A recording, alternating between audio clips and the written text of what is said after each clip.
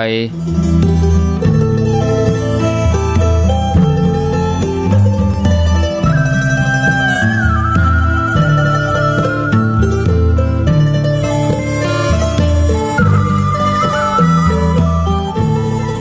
รุณสวัสดิ์ธรรมะสวัสดีสวัสดียามเจ้าญาติโยมท่านผู้ฟัง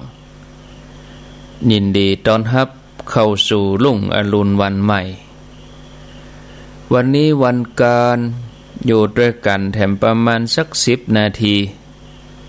เนื่องจากว่าวันนี้เป็นรายการธรรมพิวัตรจัดรายการดำเนินรายการโดยท่านสาธิตธีระปัญโยสถาบันธรรมพิวัตรตำบลศพปาดอำเภอแม่เมาะจังหวัดลำปางเป็นประจำทุกวันการที่ท่านจะจัดรายการเวลาประมาณ5:20 นาทีจนถึงเวลา7 โมงเป็นประจำทุกวันการความจริงแล้วท่านก็จัดรายการตั้งแต่เวลา4:00จบไปตะกี้1 ชั่วโมงที่2ก็มาต่อในรายการนี้อาตมาภาพก็เข้ารายการคันเวลาเพื่อที่ท่านจะได้ไปทำภาระธุระส่วนตัวเข้าห้องน้ำเข้าทำธุระส่วนตัวเรียบร้อยก็ปีกมาก็คงจะจับเวลาพอดีส่วนอาตมาภาพนั้นเวลาที่มีก็จะมาจัดรายการวันจันทร์นี่ก็ชั่วโมงวันการอย่างวันนี้ก็เกินชั่วโมงวันพุธนี่ก็อยู่ด้วยกันชั่วโมงแล้วก็วันพัดแถมชั่วโมงวันศุกร์แถมชั่วโมงเนี่ยวันไหนชั่วโมงช่วง5:00นี่นะ5:00 ถึง 6 โมงวันละชั่วโมงช่วงเจ้าอันนี้ส่วนเมื่อคืนนี้ก็จะมีทุกวันพุธต้นเดือนที่จะได้มาจัดรายการทุกวันพุธต้นเดือนเอารายการนั้นมาสู่ญาติโยมผู้ฟังทางบ้านก็ต้องขออนุโมทนากับพ่อแม่ศรัทธาญาติโยมท่านสาธุชนทั้งหลายที่ติดตามรับฟังกันบางท่านก็ตื่นขึ้นมาตั้งเมื่อแต่เจ้าแล้ว3:00 4:00บางท่านก็กำลังลุกมานี่ก็มีบางท่านก็ยังบ่ตื่นเตื้อก็ได้เป็นหยังเอาความสะดวกสบายของญาติโยมทั้งหลายว่าจะนอนฟังนั่งฟังกะแต่มาเจ้านี่มันก็ดีไปอย่างนะฟังมาเจ้านี่มันม่วนดีมันม่วนอกม่วนใจเนาะแถมอย่างหนึ่งก็บรรยากาศมันก็เงียบดีเปิดสถานีวิทยุฟังรายการเมื่อเจ้านี่โอ้ดูต่างบางท่านบางคนก็ยังบ่ตื่นเต้อก็มีอันนี้ก็แล้วแต่เนาะศรัทธาญาติโยมขึ้นอยู่กับความพร้อมของแต่ละคนแต่ละท่านตอนนี้ก็จะได้เชื่อมสัญญาณ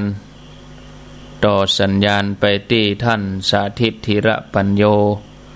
สัญญาณพร้อมแล้วก็ขอนิมนต์เลยครับนิมนต์ครับผมขอกราบถวายความเคารพพระเถรานุเถระที่เคารพอย่างสูงทุกรูปเจริญสุขสวัสดีสาธุชนท่านผู้ฟังทุกคนทุกท่านสำหรับสาธุชนท่านผู้ฟังที่ให้เกียรติรับฟังรายการธรรมาภิวัตรท่านเป็นรายการวิทยุเพื่อการเผยแผ่พระพุทธศาสนาส่งเสริมการศึกษาและพัฒนาสังคมรายการนี้รับผิดชอบโดยอาตมาภาพพระสาธิตธีระปัญโยผู้อำนวยการสถาบันธรรมาภิวัตรสถาบันเพื่อเผยแผ่พระพุทธศาสนาส่งเสริมการศึกษาและพัฒนาสังคมตั้งอยู่ณที่พักสงฆ์สถาบันธรรมาภิวัตรบ้านศพเติมตำบลศพปาดอำเภอแม่เมาะจังหวัดลำปางสาธุชนท่านผู้ฟังรายการนี้ ออกอากาศอยู่หลายลักษณะแรกออกอากาศสดทุกวันอังคาร2ช่วงเวลาคือตี 4จนถึงตี 5แล้วก็ตี 5ไปจนถึง 7 โมงทางสถานีวิทยุในเครือข่ายสถานีวิทยุคลื่นสีขาวเพื่อชาวประชาหลายคลื่นหลายสถานีหลายจังหวัดลักษณะที่2ออกอากาศสดเหมือนกันทุกวันอังคารในช่วงเวลา2ช่วงคือตี 4ถึงตี 5ตี 5จนถึง 7 โมงผ่านทาง Facebook ไลฟ์ซึ่งเป็นไลฟ์สดของทางวัดไฟหินและสถานีวิทยุของวัดไฟหินแถมลักษณะหนึ่งเป็นเทปบันทึกเสียงเอาไปออกอากาศผ่านทางสถานีวิทยุเพื่อการศึกษาและพัฒนาอาชีพ Radio Network FM 99.50 เมกะเฮิรตซ์ของวิทยาลัยเทคโนโลยีและการจัดการกฟผ.แม่เมาะ แถมอันหนึ่งทำเป็นคลิปวิดีโอเอาไปออกทางYouTube ของอาตมาภาพพระสาธิตธีระปัญโยไปออกทาง Facebook ของอาตมาภาพพระสาธิตธีระเป็นปัญโยแล้วก็เพจ Facebook ของสถาบันธรรมาภิวัตน์ซึ่ง3ช่องทางหลังนี้ท่านผู้ฟังสามารถไปติดตามรับฟังย้อนหลังรวมไปจนถึง Copy Link คัดลอกลิงก์เอาไปส่งไปแชร์ให้กับญาติธรรมได้ติดตามรับฟังกันได้แถมตัวท่านผู้ฟังในช่วงแรกโอ้กันถึงเรื่องอยู่ประมาณสัก 2-3 เรื่อง เรื่องแรกเป็นเรื่องของทุนคุณธรรมที่สร้างคนให้มีคุณธรรมแบบ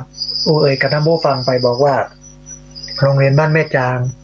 ตำบลนาซักอำเภอแม่เมาะก็แจกไปแล้วประมาณ20ทุนแล้วก็ตอนนี้โรงเรียนบ้านศพเติมแต่วันนี้ท่านผู้อำนวยการโรงเรียนขึ้นมาหาก็ได้กันนะเพิ่มมาแหม7ทุนเป็น27ทุนตอนนี้ได้แล้ว20ทุนขาดแหม7ทุนแล้วก็วิทยาลัยเทคโนโลยีและการจัดการกฟผ.แม่เมาะอันนี้บ่แจกเป็นทุนแต่จะแจกหมวกกันน็อก ครับนักศึกษาประมาณ120ใบก็ตกอยู่ประมาณสัก 15,000 บาทก็ท่านผู้ฟังสามารถร่วมบุญกันได้นะมันจะมีในส่วน2ส่วนก็คือในส่วนของนักเรียนเห็น7ทุนแล้วก็นักศึกษาเห็นประมาณ15,000นะแต่ว่านี้ ก็มีญาติโยมที่ร่วมบุญมาโดยเฉพาะพี่น้องที่อยู่ดอยสะเก็ดครอบครัวสารพีซึ่งนำบุญโดยคุณโยมขจรสารพีพร้อมครอบครัวและญาติธรรมซึ่งประกอบด้วยคุณโยมอุดมสารพีคุณโยมรัตนาพรสารพีคุณโยมนวรัตน์สารพีคุณโยมชูพงษ์พิชยพิญโยแล้วก็คุณโยมภูวนัทขัตติยะใน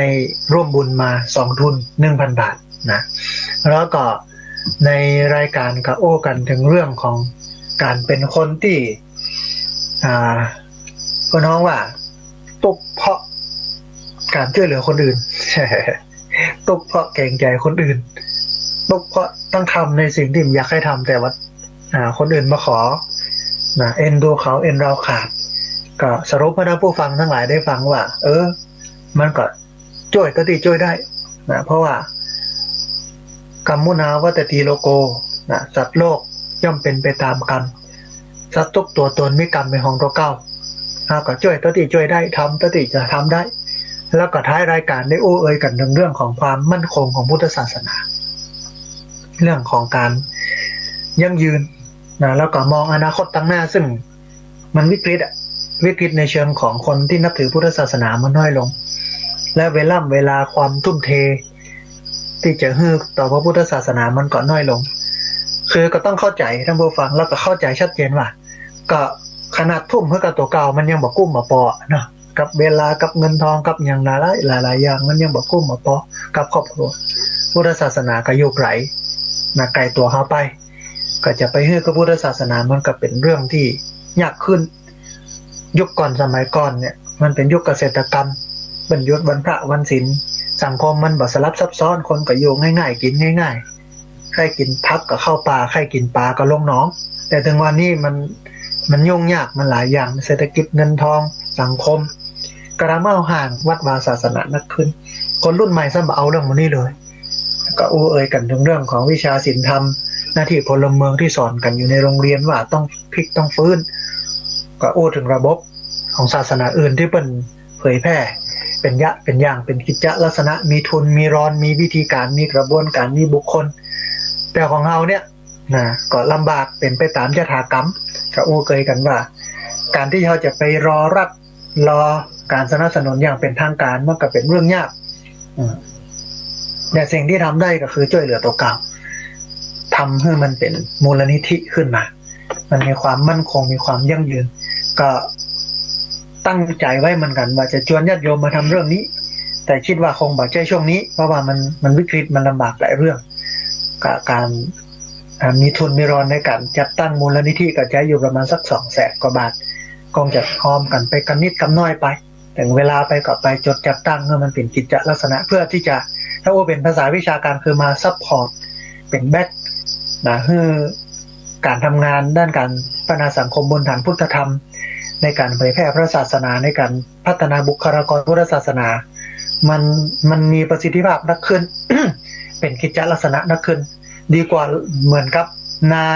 รอน้ำฟ้าน้ำฝนจะตกมาได้กับบ่ฮู้จะตกนักตกน้อยจะได้บ่ฮู้เนี่ยเป็นไปตามยถากรรมมันก็น่าเกิดถึงความยั่งยืนและความมีประสิทธิภาพก็เล่าให้ท่านผู้ฟังทั้งหลายได้ฟังเรื่องนี้ถึงความห่วงใยของพระพุทธศาสนาแล้วก็สิ่งที่ทำอยู่อย่างท่านอาจารย์พระครูอภิวัฒนวิกรมแล้วก็ครูบาอาจารย์หลายรูปก็พยายามสร้างความเข้มแข็งพุทธศาสนาในมิติต่างๆแต่ก็น่าอนุโมทนาที่เฮามาช่วยกันตุ้มกันเปล่าช่วยกันค้ำกันจูคนละเล็กละน้อยก็เป็นหน้าที่ของเฮาท่านผู้ฟังถ้าเฮาบัญญัติบัตรธรรมมันก็เป็นเรื่องที่อิดที่เหนื่อยคืออิดเหนื่อยวันนี้ในการสร้างให้มันเข้มแข็งมั่นคงดีกว่าอิดเหนื่อยวันหน้าในการจะต้องมากอบกู้นะเนาะในการจะมาพลิกมาฟื้นเหมือนกับร่างกายนี่กะนโยบายของหมอมันก็คือสร้างนำซ่อมก็คือสร้างสุขภาพให้มันดีก่อนดีกว่าไปรอซ่อมที่โรงยาก็จะได้รักษาเนี่ยปลดป๊บไปกันตั้งแต่ตี 4 ตี 5กว่าจะได้รักษาบ่าย 2 โมงคนหนักบ่กู้บ่ปอมันก็อิดเหนื่อยเจ้าการจะต้องมารอในการรักษาเยียวยาแต่ว่าทำร่างกายให้มันเข้มแข็งป้องกันเฮียก่อนบ่ต้องไปรักษาสร้างน้ำซ่อมมันเป็นสิ่งที่ดีอย่างเงี้ยถ้าเราหันว่ามันจะเกิดวิกฤตขึ้นมาว่าคนก็เริ่มเลิกนับถือพุทธศาสนามากขึ้นหันไปนับถือศาสนาอื่นเพิ่มขึ้นหรือแม้แต่คนที่นับถือพุทธศาสนาเองด้วยกันเองก็บ่ค่อยมีเวลาให้ศาสนาบ่ต้องว่ามีเวลาให้ศาสนาแม้แต่มีเวลาให้ชีวิตเขาในการจะเอาตัวรอดมันก็เป็นเรื่องยากมันจะไปเปิ้งไปอิงไปมีความหวังกับหมู่นี้ก็มันเป็นเรื่องยากเพราะฉะนั้นต้องสร้างความเข้มแข็งขึ้นมาด้วยตัวเองอาตมาภาพก็พยายามทำเท่าที่ทำได้